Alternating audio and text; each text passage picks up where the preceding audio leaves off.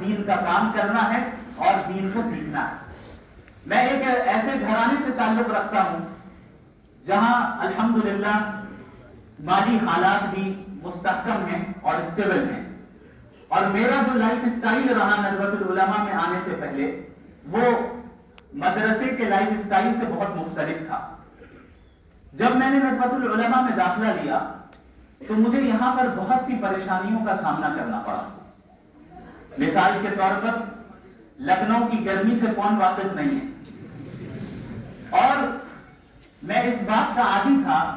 کہ دن کا اکثر حصہ میں ایئر کنڈیشن روم میں گزارتا تھا۔ یہاں صورتحال میرے لیے اتنی سخت ہو گئی تھی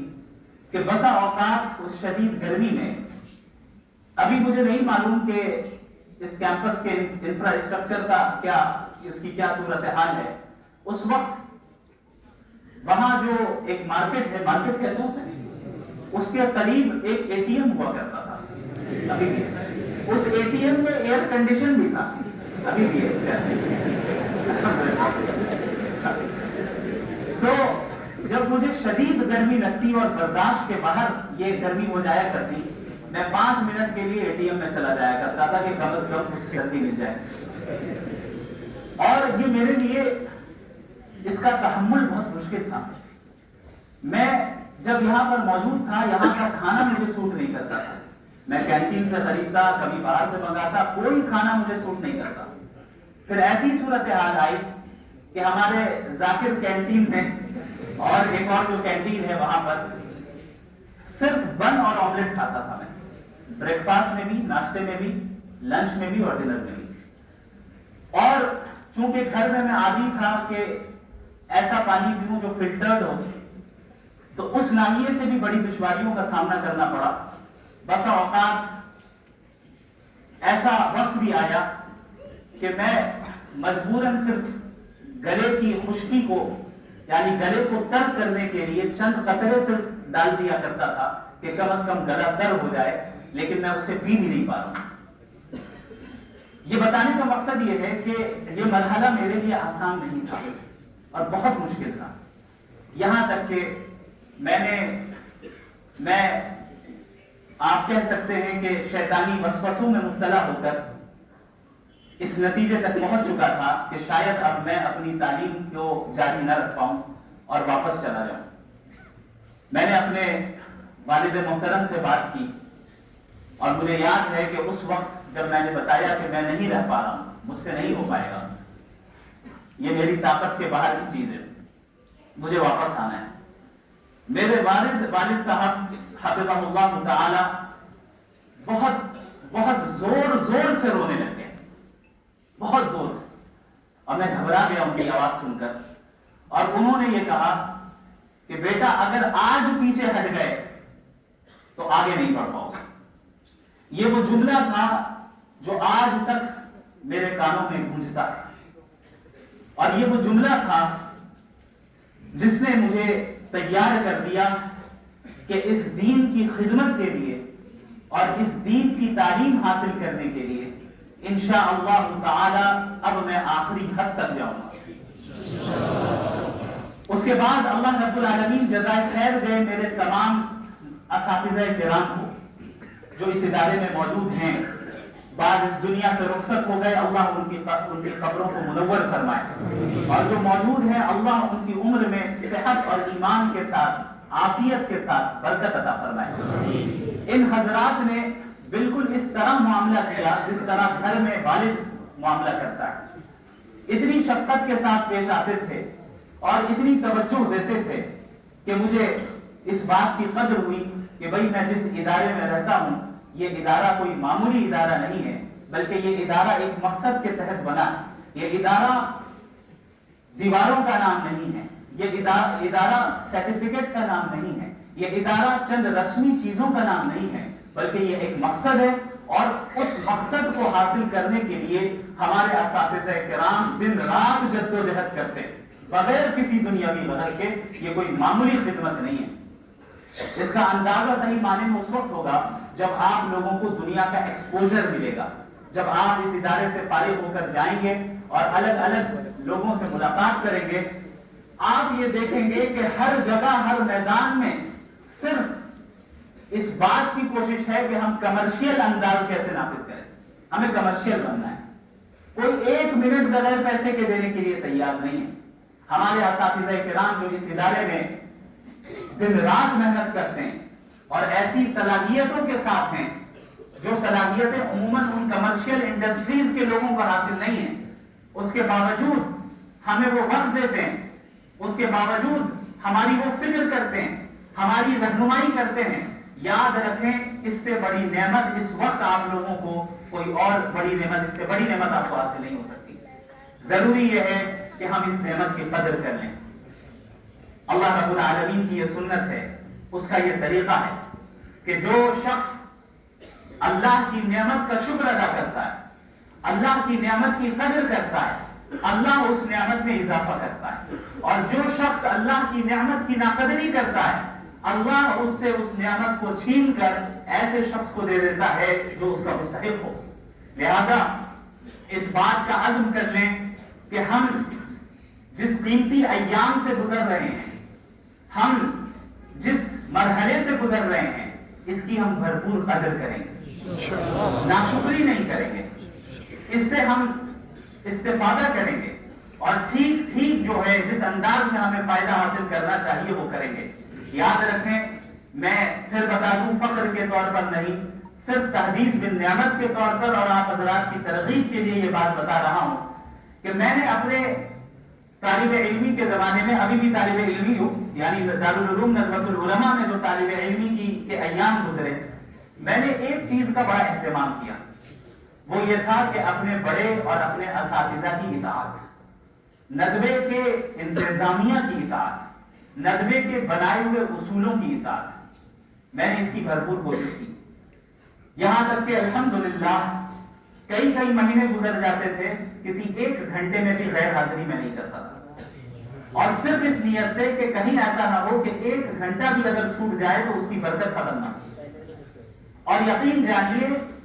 امتحان کے ایام میں جس طرح آپ حضرات بہت پریشان ہو جاتے ہیں، پھر اگر آپ نے پابندی کی، حاضری کی اور کلاسز میں پابندی سے آپ حاضر رہے تو آپ کے لیے امتحان کا مرحلہ بڑا آسان ہو جاتا ہے. اس بات کی ہم نے پابندی کی کہ میرے اساتذہ کرام، میرے مشائخ مجھ سے جو کہتے میں وہ کرتا. اگر مجھ سے کہا جاتا کہ آپ کو مغرب کے بعد دارالمطالعہ میں بیٹھنا ہے تو میں بیٹھتا تھا، میں ناغہ نہیں کرتا تھا، الا یہ کہ کوئی شدید عذر ہو. مجھ سے کہا جاتا کہ آپ کو ندوے کے باہر نہیں جانا ہے تو میں نہیں جاتا تھا. جبکہ میں دیکھتا تھا بہت سے افراد ایسے تھے جو نہیں سنتے تھے، جو اساتذہ کی اطاعت نہیں کرتے تھے، وہ چلے جاتے تھے یا اسے سمجھتے تھے کہ ہم پر زیادتیاں ہو رہی ہیں، ہمیں قید کر دیا گیا ہے. لیکن آج مجھے اس کے پیچھے کی حکمتیں سمجھ میں آتی ہیں کہ ہمارے اساتذہ کرام کیوں ہمیں اس بات کا پابند بناتے تھے کہ آپ کو ندوے کے کیمپس کے باہر نہیں جانا ہے، آپ کو مغرب سے عشاء تک دارالمطالعہ میں بیٹھنا ہے تو بیٹھنا ہے، آپ کو نمازوں کی پابندی کرنی ہے تو کرنی ہے، کلاسز میں غیر حاضری نہیں کرنی ہے تو نہیں کرنی ہے. ان تمام چیزوں کو کرنے کے بعد میں سمجھتا ہوں کہ اللہ رب العالمین نے اسی کے نتیجے میں جو کچھ بھی آپ نے 20 دسمبر کو دیکھا وہ حاصل ہوا. اللہ رب العالمین کا فضل رہا. لہذا آپ تمام حضرات کو میں ایک مشورہ دیتا ہوں، کیونکہ آپ میرے چھوٹے بھائی کی طرح ہیں اور میں ان ایام سے گزرا ہوں جن ایام میں سے ابھی آپ گزر رہے ہیں. مجھے یاد ہے کہ ایک مرتبہ حضرت مولانا محمد الرابع الحسنی الندوی رحمت اللہ علیہ کا اسی مسجد میں خطاب چل رہا تھا اور میں وہیں اسی جگہ پر کہیں بیٹھا تھا. حضرت نے بڑے پرجوش انداز میں یہ بات کہی تھی. حضرت کا جو مزاج تھا اور ان کی جو طبیعت تھی وہ بڑی نرم طبیعت تھی، لیکن اس وقت جس لہجے میں اور جس انداز میں اور جس پرجوش انداز میں وہ جملہ انہوں نے کہا تھا، ہم سب بالکل بہت زیادہ چوکنے ہو گئے اور بالکل ہم ان کی طرف متوجہ ہو گئے کہ ضرور حضرت کچھ چاہتے ہیں ہم سے. حضرت نے یہ کہا تھا کہ آپ میں سے جو اس وقت بے مقصدیت میں مبتلا ہے وہ ابھی اسی مسجد سے اٹھ جائے اور اس ندوے سے نکل جائے. یہ حضرت کا مزاج نہیں تھا اس طرح کے جملے کہنے کا عام حالات میں، لیکن حضرت نے یہ جملہ کہا تھا. آپ اس سے اندازہ لگائیں کہ کس کوڑھن کے ساتھ جو ہے یہ جملہ کہا ہوگا، کس درد کے ساتھ یہ جملہ کہا ہوگا، کس امید کے ساتھ یہ جملہ کہا ہوگا کہ آپ اگر اس ادارے میں ہیں اور ندوۃ العلماء آپ کی ہر اعتبار سے خدمت کر رہا ہے تو وہ آپ سے کچھ چاہتا ہے، اور وہ اپنے لیے نہیں چاہتا۔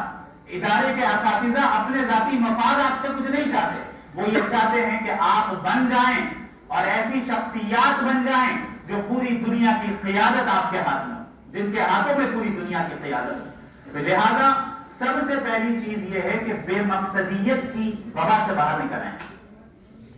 یہ ایک وبا کی طرح یہ چیز پھیلتی ہے کہ کوئی مقصد ہی نہیں ہے، بس گھر والوں نے بھیج دیا، آ گئے، پڑھ رہے ہیں، اب چاہے ہمارا کوئی مقصد ہو یا نہ ہو، بس گھر والوں نے بھیج دیا ہے، آگے کچھ اور کرنے کو ہے نہیں، کچھ اور کر نہیں سکتے تو چلو مدرسے چلتے ہیں۔ یاد رکھیں ندوے کا یہ مقصد نہیں ہے، ندوے کا قیام اس لیے نہیں ہوا، لہذا ندوۃ العلماء کی فکر کو سمجھنا ضروری ہے۔ یہ ایک تہذیب ہے، یہ ایک ثقافت ہے جو آپ کو سلیقہ سکھاتی ہے، اس ثقافت کا لحاظ رکھنا ضروری ہے کہ کب ہمیں کیا بولنا ہے، کس انداز میں بولنا ہے، کتنا بولنا ہے، کس کو بولنا ہے، ان تمام چیزوں کو سمجھنا ہے۔ ہمارا چلنے کا انداز کیسا ہو، کھڑے رہنے کا انداز کیسا ہو، ٹوپی پہننے کا انداز اور سلیقہ کیا ہو، کپڑے پہننے کا انداز کیا ہو۔ ابھی ٹوپی کہنے کے بعد آپ حضرات ٹوپیاں سیدھی کر رہے ہیں، اس کا مطلب یہ ہے کہ آپ نے اس چیز کو سمجھا نہیں۔ یہ چیز ہمیں جاننا ہے اور یہ بہت بڑی خوبی ہے، یہ کوئی ہنسنے کی بات نہیں ہے، یہ ندوے کی خوبی ہے۔ میں نے اپنے اساتذہ کو دیکھا ہے کہ درس کے دوران ہمارے اساتذہ اس کی طرف توجہ دلاتے کہ باڈی لینگویج آپ کی کیسی ہونی چاہیے۔ باڈی لینگویج کو درست کرنے کے لیے باقاعدہ ہزاروں روپے دے کر لوگ کورسز کر رہے ہیں، آپ کو یہ معلوم ہونا چاہیے، دنیا میں ہو رہا ہے۔ یونیورسٹیز میں ڈپارٹمنٹس ایسے ہیں جہاں آپ کی لینگویج کو امپروو کروایا جاتا ہے، جہاں آپ کے باڈی لینگویج کو صحیح کروایا جاتا ہے، پبلک اسپیکنگ سکھائی جاتی ہے۔ یہ ساری چیزیں فری میں آپ کو ندوہ دے رہا ہے، یہاں کے اساتذہ کرام بغیر کسی معاوضے کے آپ کو دے رہے ہیں۔ اس چیز کی قدر کر لیجئے، اس چیز کی قدر کر لیجئے، اس کا افسوس بعد میں ہوگا۔ دوسری چیز جو طالب علمی کے زمانے میں جس کا سامنا میں نے کیا اور میں نے محسوس کیا کہ یہ بہت مضر ہے، یہ میں آپ کو بتا دوں کہ یہاں اپنے کام سے کام رکھیں، زیادہ دوستی کے چکر میں نہ پڑیں۔ اور یہ میں بہت یقین کے ساتھ یہ بات کہہ رہا ہوں اور تجربے کے ساتھ یہ بات کہہ رہا ہوں۔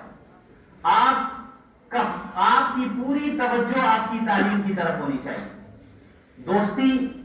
تعلقات، یہ ساری چیزیں ثانوی درجے کی چیز ہے، سیکنڈری درجے کی چیز ہے۔ اگر دوستی، تعلقات آپ کی تعلیم کو متاثر کر رہے ہیں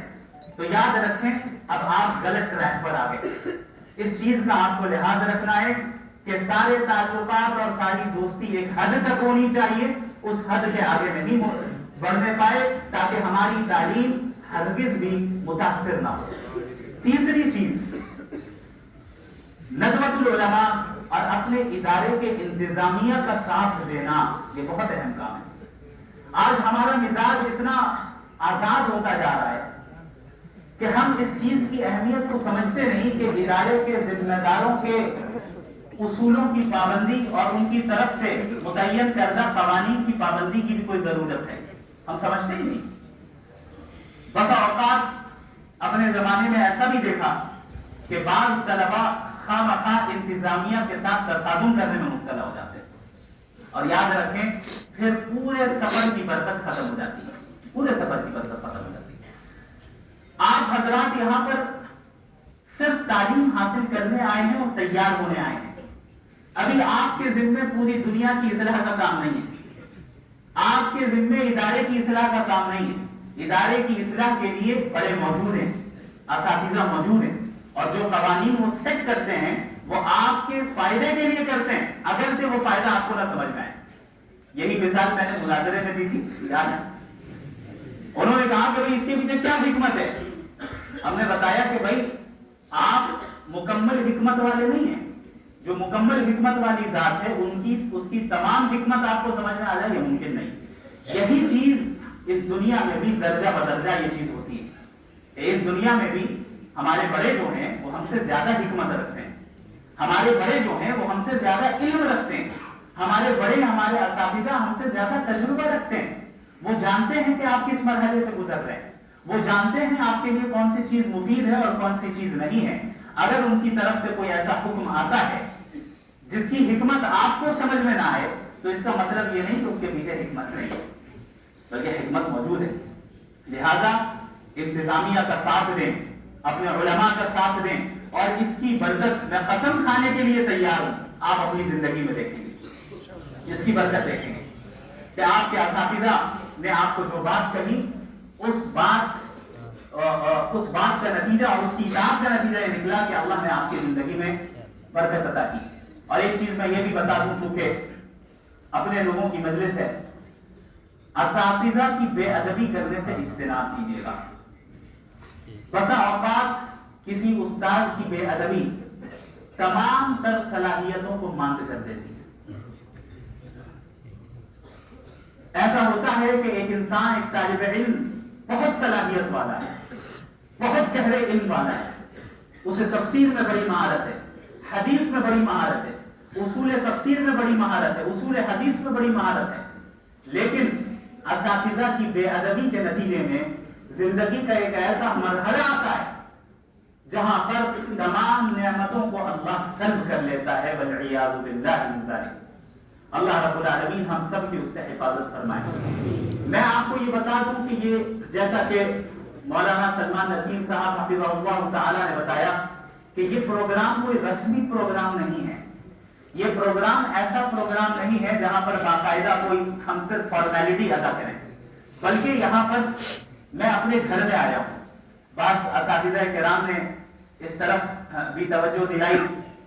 کہ دوسرے ادارے میں جیسے آپ کا استقبال ہوا یہاں پر شاید ویسا نہ ہو، تو آپ کو برا نہیں ماننا ہے۔ ہم نے کہا حضرت دوسرے اداروں میں مہمان تھا، ندوہ تو میرا گھر ہے، میں اپنے گھر میں آ رہا ہوں، یہاں پر مجھے استقبال نہیں چاہیے۔ آپ حضرات سے ملاقات یہی میرے لیے اعزاز ہے، آپ حضرات سے ملاقات کا موقع مل جانا اور یہاں کے طلبہ اور اپنے بھائیوں سے تھوڑی دیر کے لیے گفتگو کرنے کا موقع مل جانا اور اس جگہ پر کھڑے ہو کر گفتگو کر لینے کا موقع مل جانا، اس سے بڑا اعزاز میرے لیے اور کچھ نہیں ہو سکتا۔ لہذا آپ ایک ایسے شخص کو سن رہے ہیں جو پرانا مریض ہے، تو پرانا مریض جدید مریض کو چند صلاح دے رہا ہے۔ ہم سب اسی سفر سے گزرے ہیں اور ہم سب بعض غلطیاں کر جاتے ہیں، لیکن یاد رکھیں اگر ہم سے غلطیاں ہو جائیں تو ان غلطیوں سے رجوع کرنا، توبہ کرنا، اپنی اصلاح کرنا، اپنے اساتذہ کی اطاعت کو قبول کر لینا اور ندوے کی فکر کو سمجھنا یہ بہت ضروری ہے۔ ورنہ ایسا بھی دیکھا جا رہا ہے کہ ندوے سے پڑھ کر نکل رہے ہیں لیکن ندوۃ العلماء کی فکر اپنے اندر نہیں رکھتے ہیں۔ ندوۃ العلماء جیسا کہ میں نے بتایا شعور کو پیدا کرنے کا نام ہے۔ ندوۃ العلماء ایک مشن دیتا ہے، اور یاد رکھیں یہ جو آج الحاد کے خلاف میں کام کر پا رہا ہوں اس کی اصل فکر مجھے ندوۃ العلماء سے ہی ملی، اور بالخصوص حضرت مولانا ابو الحسن علی الحسنی الندوی رحمہ اللہ کی تحریروں سے ملی۔ جب آپ حضرت کی تحریروں کو پڑھیں گے تو آپ کو اندازہ ہوگا کہ مغربی تہذیب کے خلاف وہ کب لکھ رہے ہیں، ایسا محسوس ہو رہا ہے کہ شاید آج کے لیے وہ لکھ رہے ہیں۔ انہوں نے ہی فرمایا کہ مجھے یقین ہے کہ اگر آج ابو حنیفہ، امام مالک، امام شافعی، احمد بن محمد رحمہم اللہ اجمعین بھی زندہ ہوتے تو شاید تھوڑی دیر کے لیے فقہ کی تدوین کو بھی روک دیتے اور الحاد جدید اور مغربی تہذیب کے مقابلے میں لگ جاتے۔ حضرت نے یہ فکر دی، حضرت کی تحریروں سے یہ فکر ملی، ندوۃ العلماء سے یہ فکر ملی، پھر اس فکر کو لے کر میں آگے کچھ کام کر پایا اور کر رہا ہوں۔ اللہ رب العالمین سے دعا گو ہوں کہ اللہ مجھ سے بھی اور آپ سب سے دین کا کام دیتا رہے۔ اللہ رب العالمین ہم سب کو دین کا تفقہ عطا فرمائے، دین کی سمجھ عطا فرمائے، دین پر عمل کرنے والا بنا دے، ندوۃ العلماء کی قدر کرنے والا بنا دے، یہاں کے اساتذہ کی قدر کرنے والا بنا دے، ندوۃ العلماء کی انتظامیہ کا ساتھ دینے والا بنا دے، باغیانہ مزاج سے ہم سب کی حفاظت فرما دے اور مطیعانہ مزاج ہم سب کو عطا فرما دے، اور اللہ رب العالمین ہم سب کو قبول فرمائے اس دنیا میں بھی اور آخرت میں بھی۔ میں سمجھتا ہوں کہ ضرورت سے زائد میں نے گفتگو کر لی اپنے اساتذہ کی موجودگی میں، لہٰذا میں معذرت بھی چاہتا ہوں اپنے تمام اساتذہ کرام سے. بس جو کچھ آپ حضرات سے سیکھا تھا اسی کا خلاصہ پیش کرنے کی میں نے کوشش کی ہے. جو بھی کبھی کوتاہی ہوئی ہو آپ حضرات معاف فرمائیں. اللہ رب العالمین آپ تمام حضرات کو جزائے خیر عطا فرمائے. وآخر دعوانا الحمد للہ رب العالمین.